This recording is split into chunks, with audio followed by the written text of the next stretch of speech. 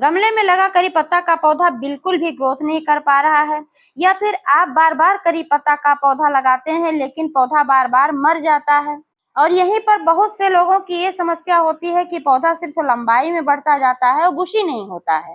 कई व्यूअर्स मेरे पौधे को देखकर कमेंट करते हैं कि मेरा पौधा इतना बुशी कैसे है। तो दोस्तों, आज मैं ये सारे टिप्स शेयर करने वाली हूँ कि कैसे मैं अपने पौधे की देखभाल करती हूँ कि मेरा पौधा इतना बुशी है, हेल्दी है, जबकि यह पौधा 4-5 वर्ष पुराना है। अगर आपको भी अपने करी पत्ता के पौधे को इसी तरीके से ग्रीन, हेल्दी और बुशी बनाना है तो आपको 3 बातों पर विशेष ध्यान देना होगा: पिंचिंग, प्रूनिंग और फर्टिलाइजर। तो दोस्तों, पिंचिंग कब करनी है, कैसे करनी है, और प्रूनिंग कब करनी है, कितनी करनी है, और कौन से इसमें फर्टिलाइजर देने हैं, संपूर्ण जानकारी मिलने वाली है इस वीडियो में। तो प्लीज वीडियो पर अंत तक बने रहें, बिना स्किप किए पूरा देखें। अगर कहीं कोई भी जानकारी छूट जाती है तो फिर कोई फायदा नहीं हो पाता है। जानकारी अगर पसंद आए तो लाइक करें, शेयर करें, और चैनल को अभी तक सब्सक्राइब नहीं किया है तो प्लीज चैनल को भी सब्सक्राइब करके बेल आइकन को प्रेस कर दें ताकि सारे अपडेट्स आपको मिलते रहें। नमस्कार दोस्तों, स्वागत है मेरे YouTube channel gardening with Poonam में। दोस्तों, अगर आपका पौधा सिर्फ लंबाई में बढ़ रहा है तो इसको कैसे घना बनाना है, इसके विषय में अभी मैं थोड़ी देर में बात करने वाली हूँ। सबसे पहले मैं बात करूंगी कि अगर आप बाजार से बार बार पौधा लेकर आते हैं और लगाते हैं और आपका पौधा मर जाता है तो ऐसा क्यों होता है। मैंने तो 2 पौधे लगाए थे और मेरे 2 के दोनों पौधे लग गए हैं। एक यहाँ मैंने बकेट में लगाया था और एक मैंने घर के बाहर बाउंड्री के पास लगाया था, और दोनों ही पौधे मेरे ठीक तरीके से चल रहे हैं। पौधा लगाते समय 3-4 बातों का अगर आप ध्यान रखेंगे तो आपका पौधा कभी भी नहीं मरेगा। सबसे पहली बात तो यह होती है कि आपने पॉटिंग मिक्स कैसे इस्तेमाल किया है। तो इसके लिए भुरभुरी जल निकासी वाली मिट्टी का इस्तेमाल करना चाहिए। इसके लिए आपको लेना है 50% गार्डन सॉइल, 20% इसमें मिलाना है मोटी वाली रेत, और 30% गोबर की सड़ी हुई खाद जरूर मिलाएं। ऐसी पॉटिंग मिक्स आप बनाएंगे तो आपका पौधा बिल्कुल भी खराब नहीं होगा। दूसरी चीज है, जब आप पौधा लाकर लगाते हैं तो पौधे की लंबाई कम से कम 5 से 6 इंच की होनी चाहिए। इससे छोटा पौधा अगर आप प्लांट करते हैं तो पौधा सरवाइव नहीं कर पाता है, लगने का चांस बहुत ही कम होता है, 2-4% होता है। तीसरा इम्पोर्टेंट पॉइंट ये है कि जब आप नया पौधा लगाएं तो डायरेक्ट सनलाइट में ना रखें। कड़ी धूप में पौधा मुरझा जाता है और पकड़ नहीं पाता है, इसलिए इसको सेमी शैडो में रखें। पानी इतना ही दें कि मिट्टी में नमी बनी रहे और जल भराव ना हो। अधिक पानी की वजह से भी जड़ें सड़ जाती हैं, पौधा लग नहीं पाता है, और मिट्टी अगर ड्राई हो जाती है, मिट्टी में नमी नहीं रहती है, तब भी पौधा मुरझा जाता है और पौधा खराब हो जाता है। अभी बरसात का सीजन चल रहा है, अगर आप नया पौधा लगाने के बारे में सोच रहे हैं तो यह बहुत ही सही सीजन है। इस समय में पौधा बहुत ही आसानी से ग्रो हो जाता है। अभी आप देख पा रहे हैं कि मेरे गमले में, यानी कि जो बकेट है, तो इसमें 3-4 पौधे निकले हुए हैं, और ये बीज से नहीं निकले हुए हैं, ये जड़ों से निकले हुए हैं। जड़ों से भी पौधे निकलते हैं जब पौधा पुराना हो जाता है, जबकि जैसे कि मेरा ये पौधा पुराना है, 5-6 वर्ष पुराना है, तो इसमें जड़ों से भी पौधे निकल रहे हैं। कई पौधे निकले थे तो गुड़ाई वगैरह में निकल गए, और ये पौधे जो हैं, तो पिछली बार जब मैंने इसमें फर्टिलाइजर दिया था तो इसीलिए मैं ठीक तरीके से इसकी गुड़ाई नहीं कर पाई थी। मैंने सोचा कि ये पौधे तैयार हो जाएंगे तो किसी को दे दूंगी या मैं ही कहीं प्लांट कर लूंगी। उस समय मैंने नहीं निकाला क्योंकि बहुत ही छोटे थे। अभी भी ये पौधे बहुत ही छोटे हैं, लेकिन अब आज मैं निकाल लूंगी क्योंकि ठीक तरीके से गुड़ाई नहीं हो पाती, ठीक तरीके से इसमें फर्टिलाइजर मैं नहीं दे पाती हूँ, और इसका ये रिजल्ट है कि पौधे में पोषक तत्वों की कमी हो गई है, जिसकी वजह से जो मैंने यहाँ पर प्रूनिंग किया था और नई नई शाखाएं आई हुई हैं, इनका कलर आप देख पा रहे हैं कि थोड़ा डल है। वैसे नई शाखाएं जो होती हैं इनका कलर तो हल्का होता ही है, ज्यादा ग्रीन नहीं होता है, लेकिन ये कुछ ज्यादा ही हल्की है। इसका साफ मतलब यह है कि मिट्टी में नाइट्रोजन और मैग्नीशियम की कमी है। इसलिए दोस्तों, आज मैं इसमें नाइट्रोजन मैग्नीशियम रिच फर्टिलाइजर देने वाली हूँ ताकि मेरे पौधे की पत्तियां पहले जैसे लश ग्रीन हो जाएं।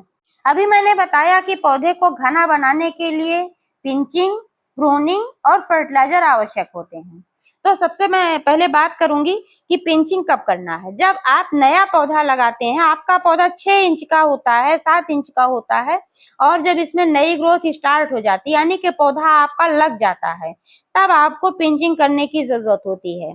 ऊपर से सिर्फ 1 इंच आपको चुटकी से कट करके हटा देना होता है। जब आप वहां से कट करके हटाते हैं तो इसमें से एक जगह से 2-3 नई शाखाएं निकलती हैं और शुरू से ही आपका पौधा बुशी होना स्टार्ट हो जाता है। अगर आप पिंचिंग नहीं करते हैं तो आपका पौधा सिर्फ लंबाई में बढ़ेगा। अगर आप उसमें फर्टिलाइजर वगैरह देंगे तो मिट्टी में न्यूट्रिएंट्स, माइक्रो न्यूट्रिएंट्स होंगे तो पौधा तो बढ़ेगा ही, लेकिन सिर्फ लंबाई में बढ़ेगा, ब्रांचेज कम आएंगी। तो जब एक जगह से आप पिंचिंग करेंगे वहां से 3-4 शाखाएं आएंगी। जब ये शाखाएं थोड़ी और बड़ी हो जाएंगी, जैसे कि 4-5 इंच की ये शाखाएं हो जाएंगी, तो इन सभी शाखाओं में भी पिंचिंग करना है आपको। तो ऐसे ही ब्रांचेस मल्टीप्लाई होती रहेंगी और आपका पौधा बुशी होता रहेगा। जब आपका पौधा बड़ा हो जाए तब आपको कटाई छटाई करने की आवश्यकता होती है। जैसे कि मेरा ये पौधा है तो इसकी मैं वर्ष में एक बार हार्ड प्रूनिंग करती हूँ। इसका समय निर्धारित है कि मैं फरवरी में इसकी हार्ड प्रूनिंग कर देती हूँ। अगर आपने फरवरी में हार्ड प्रूनिंग नहीं किया है तो बरसात का भी सीजन बहुत ही अच्छा होता है हार्ड प्रूनिंग का।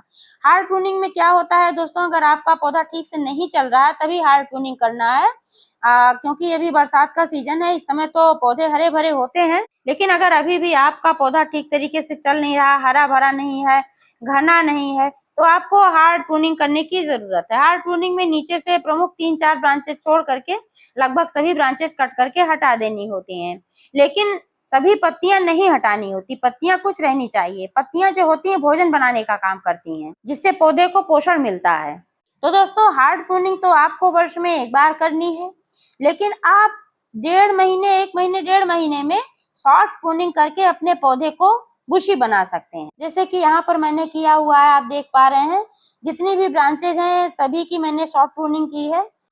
शॉर्ट प्रूनिंग में दोस्तों ऊपर से सभी ब्रांचेज को 5-6 इंच कट करके हटाना होता है और एक ब्रांच जहां से कट की जाती है वहां से 2-3 ब्रांचेज कम से कम निकलती हैं। इस तरीके से पौधा बुशी होता है। लेकिन पौधे को बुशी बनाने के लिए सिर्फ पिंचिंग और प्रूनिंग ही नहीं काफी होता है, इसके लिए फर्टिलाइजर भी जरूरी होते हैं। दोस्तों सभी पौधों के समग्र विकास के लिए nitrogen, potassium, phosphorus, calcium, magnesium, zinc, sulphur, बहुत सारे पोषक तत्वों की जरूरत होती है, लेकिन अलग अलग पौधों की रिक्वायरमेंट अलग अलग होती है। जैसे कि जो फूलों वाले पौधे होते हैं उनमें फास्फोरस और पोटेशियम की आवश्यकता ज्यादा होती है, और जो पत्तियों वाले पौधे होते हैं इनमें नाइट्रोजन और मैग्नीशियम की आवश्यकता सबसे ज्यादा होती है, क्योंकि नाइट्रोजन और मैग्नीशियम जो पोषक तत्व होते हैं इससे ब्रांचेज का विकास होता है और पत्तियों का विकास होता है। और अगर पौधे में नाइट्रोजन और मैग्नीशियम की कमी होती है तो क्लोरोफिल का निर्माण नहीं हो पाता है, और जब पौधे में क्लोरोफिल नहीं हो पाता है तो पौधा ग्रीन नहीं होता है, क्योंकि जो क्लोरोफिल होता है इसी से पत्तियां ग्रीन होती हैं और पौधा हरा भरा दिखता है। तो दोस्तों आज जो फर्टिलाइजर मैं अपने करी पत्ता के पौधे में देने वाली हूँ, ये सबसे पहले मैं इसमें गोबर की खाद दूंगी। गोबर की जो सड़ी हुई खाद होती है ये नाइट्रोजन, फास्फोरस और पोटेशियम का अच्छा स्रोत होती है, सभी पौधों के लिए बहुत ही फायदेमंद होती है। एक बार महीने में जरूर इसका इस्तेमाल करना चाहिए। मात्रा की बात करें दोस्तों तो जितना बड़ा ये कंटेनर है, ये 15 लीटर के बकेट में ये पौधा लगा हुआ है, इसके लिए कम से कम 400-500 ग्राम फर्टिलाइजर की जरूरत होगी। जैसे कि अभी आप देख पा रहे हैं मेरे पौधे की पत्तियां थोड़ी कम ग्रीन है, तो इसमें नाइट्रोजन की खास कमी है, तो इसके लिए कम से कम 500 ग्राम यूज करना है। अगर आपके पौधे की पत्तियां ठीक हैं, हरी भरी हैं, तब आप कम मात्रा में इस्तेमाल करें। फर्टिलाइजर देने से पहले दोस्तों मिट्टी की गुड़ाई करके मिट्टी को लूज कर लेना है और 2-3 इंच मिट्टी निकाल लेना है, क्योंकि जब मिट्टी निकालने के बाद जड़ों में फर्टिलाइजर दिया जाता है तो जड़ें जल्दी अब्जॉर्ब करती हैं और हमारा पौधा पोषक तत्वों को जल्दी अब्जॉर्ब कर लेता है, इससे पौधा जल्दी हरा भरा होने लगता है। अगर ऊपर ही फर्टिलाइजर डाल दिया जाता है तो उतना फायदा नहीं होता है, इसलिए जब भी आप फर्टिलाइजर दें जड़ों में ही दें। गमले में चारों तरफ फर्टिलाइजर को फैला देना है, एक जगह सिर्फ नहीं रख देना है, और ऊपर से निकाली हुई मिट्टी फिर से डाल देनी है। इस मिट्टी को ऊपर से डालने के बाद एक और जो फर्टिलाइजर मैं देने वाली हूँ दोस्तों, ये 3 चीजों का मिश्रण होगा और ये बहुत ही पावरफुल होगा। आप देख पा रहे हैं यहाँ पर मैंने एक साफ सुथरा कंटेनर में पानी ले रखा है और साफ पानी है ये। इसमें आज मैं 3 चीजों को मिलाकर एक फर्टिलाइजर तैयार करने वाली हूँ। ये है सरसों की खली दोस्तों और हल्दी पाउडर। सरसों की खली जो होती है बहुत ही पावरफुल होती है, बहुत ही अच्छा फर्टिलाइजर का काम करती है। सरसों की खली के इस्तेमाल से फूलों वाले पौधों में अनगिनत फूल खिलते हैं और फूलों के साइज भी बड़े होते हैं। सरसों की खली मिट्टी को उपजाऊ बनाती है, पौधों की ग्रोथ अच्छी होती है पौधे हरे भरे होते हैं, क्योंकि सरसों में नाइट्रोजन बहुत ही अच्छी मात्रा में पाया जाता है। इसके अलावा इसमें सल्फर, पोटेशियम, फास्फोरस और भी पोषक तत्व पाए जाते हैं।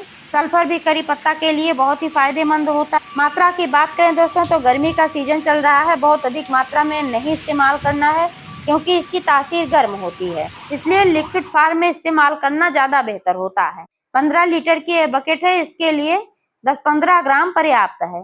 तो इसको इस तरीके से क्रश कर लेना है ताकि आसानी से घुल सके। क्रश करके पानी में डाल देना है और 1 चम्मच हल्दी पाउडर भी डाल देना है, क्योंकि हल्दी पाउडर जो है ये एंटी फंगल है। बरसात का सीजन चल रहा है, फंगस वगैरह लगने का खतरा बना रहता है, तो ये हमारे पौधे को और मिट्टी को फंगस से बचाएगी। एंटीबैक्टीरियल भी गुण पाए जाते हैं इसमें, एंटीबैक्टीरियल, एंटीवायरल और इसमें एंटीऑक्सीडेंट गुण भी पाए जाते हैं, जो कि पौधों के लिए भी बहुत ही फायदेमंद होते हैं। मरते हुए पौधे को भी बचाने की क्षमता रखती है हल्दी। हल्दी अनेक पोषक तत्वों से भरपूर होती है, जो कि हमारे पौधों के लिए फायदेमंद होती है। इन 2 चीजों को मिलाने के बाद दोस्तों इसमें एक और पावरफुल चीज मिलाने वाली हूँ, ये है चाय की पत्ती। चाय की पत्ती नाइट्रोजन का बहुत ही अच्छा स्रोत होती है। इसके अलावा इसमें फास्फोरस और पोटेशियम की भी अच्छी मात्रा पाई जाती है, तो यह बहुत ही अच्छा एनपीके का काम करती है। आप चाहें तो यूज की हुई चाय पत्ती का भी इस्तेमाल कर सकते हैं, लेकिन आज जो चाय की पत्ती का इस्तेमाल मैं कर रही हूँ ये फ्रेश चाय की पत्ती है। और फ्रेश चाय की पत्ती जो होती है इसका इस्तेमाल कम मात्रा में करना चाहिए, क्योंकि इसमें सभी पोषक तत्व मौजूद होते हैं। अगर ज्यादा मात्रा में इसका इस्तेमाल हम कर लेते हैं तो ये पौधे को नुकसान पहुंचाएगी, क्योंकि नाइट्रोजन की मात्रा जब ज्यादा हो जाती है तो भी पौधा खराब होने लगता है। और नाइट्रोजन अधिक मात्रा में होता है तो एफिड्स जो कीड़े होते हैं इनको भी आकर्षित करता है, तो इसलिए मात्रा संतुलित रखें। इतने बड़े कंटेनर के लिए सिर्फ 1 चम्मच पर्याप्त है, 1 छोटा चम्मच। ये चम्मच थोड़ा बड़ा है तो मैंने भर के नहीं लिया हुआ है। अगर आप यूज की हुई चाय की पत्ती ले रहे हैं तो 2-3 चम्मच आप डाल सकते हैं, क्योंकि उसमें पोषक तत्व तो कम हो जाते हैं उबलने के बाद। तो यह बहुत ही पावरफुल फर्टिलाइजर बन गया है और डायरेक्ट इसको जड़ों में डाल देना है, छानना नहीं है। तो दोस्तों इस तरीके से आप करी पत्ता की देखभाल करेंगे तो आपका भी पौधा ग्रीन, हेल्दी और बुशी होगा। जानकारी कैसी लगी कमेंट करके अवश्य बताइएगा। पूरा वीडियो देखने के लिए बहुत बहुत धन्यवाद।